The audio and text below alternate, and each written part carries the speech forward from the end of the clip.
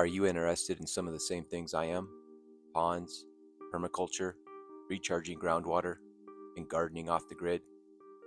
If so, come check out the Windmill Garden, a little off-grid garden on a cattle ranch.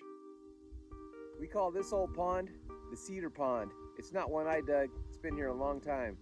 It's usually never full in wintertime. It's filling up a lot from snow melt. Pretty cool.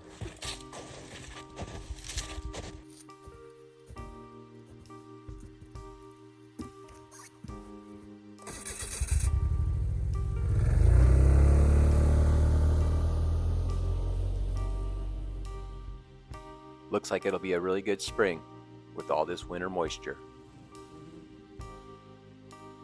If any of this sounds like your thing, your cup of tea, check out one of these videos right here. And I hope to see you this spring at the Windmill Garden.